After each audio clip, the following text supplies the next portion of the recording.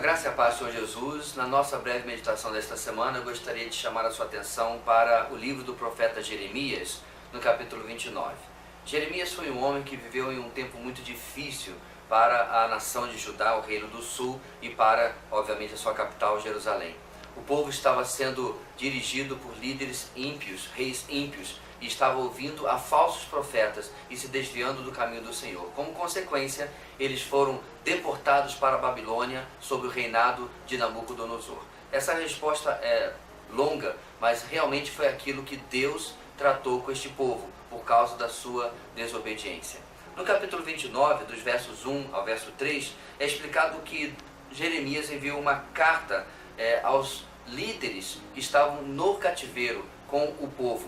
E ali ele dá conselhos, princípios preciosos a eles sobre como eles deviam se comportar no cativeiro de dezenas de anos que estava à sua frente. E aí a carta começa no versículo 4 do capítulo 29, dizendo o seguinte: assim diz o Senhor dos Exércitos, o Deus de Israel, e a todos os exilados que deportei de Jerusalém para a Babilônia: construam casas e habitem nelas, plantem jardins e comam dos seus frutos. Casem-se e tenham filhos e filhas. Escolham mulheres para casar-se com seus filhos e deem as suas filhas em casamento, para que também tenham filhos e filhas. Multipliquem-se e não diminuem. Busquem a prosperidade da cidade para a qual eu os deportei e orem ao Senhor em favor dela, porque a prosperidade de vocês depende da prosperidade dela.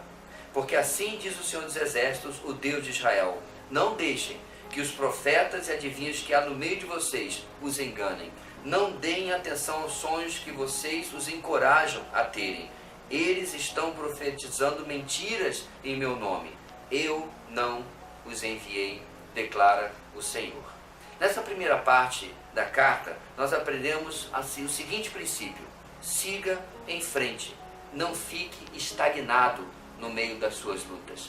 Jerusalém, os judeus, Judá, estavam passando por uma grande luta. Foram arrancados da sua terra e levados para uma terra estranha, para um povo de língua estranha, e ali ficariam como escravos. Perderam a sua independência, perderam a sua autonomia. E, somado a isso, no meio deles, falsos profetas diziam o contrário daquilo que era a vontade de Deus. Mas, na verdade, esses profetas estavam respondendo ao apelo do povo, porque o texto diz que eles os incentivavam os profetas a que falassem as mentiras que eles gostariam de ouvir. Para tomar uma expressão do Novo Testamento, Paulo escrevendo a Timóteo, era os comichões no ouvido, a coceira no ouvido da época de Jeremias. Mas o conselho de Jeremias é o seguinte: sigam em frente, vivam a vida normal que viveriam em casa nessa terra estranha, constituam famílias, façam tudo o necessário para que vá bem o seu tempo aí. Sigam em frente, não fiquem estagnados no meio das lutas. Muitas vezes, meus irmãos, nós temos esta tendência, este mecanismo de defesa danoso, na verdade, que nos prejudica de, em meio às lutas, pararmos, como se isso por acaso fosse resolver alguma coisa, em oposição. Muitas vezes isso pode ser uma atitude, na verdade, de rebeldia, porque não aceitamos aquilo que Deus faz e acabamos respondendo, como disse, de uma forma estagnada, sem progredir, sem crescer, sem seguir em frente, a despeito de Deus mostrar caminhos alternativos. Queremos voltar à nossa condição anterior, não aceitamos outra, não aceitamos aquilo que Deus nos sinaliza. Queridos, para Israel, no caso para Judá, para Jerusalém e para os judeus, não havia alternativa. O decreto de Deus e executado através de Nabucodonosor já estava em andamento. O povo já havia sido arrancado e não havia volta. Eles não tinham poderio militar, não tinham como combater aquela situação e voltar. E assim eles estariam dando o proverbial murro em ponto de faca e não se curvar à situação que estava em suas vidas. Muitas vezes nós ficamos com as malas prontas quando Deus já nos colocou em outro lugar e nos diz: desfaça suas malas, trabalhe, viva aonde você está, porque Deus tem um plano para nós naquela situação.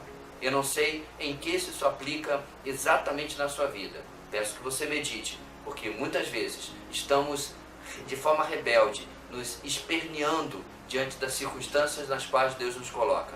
Muitas vezes, a semelhança de Jerusalém, por causa de disciplina.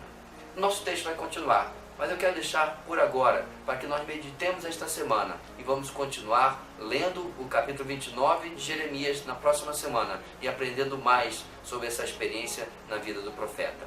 A graça e a paz do Senhor Jesus.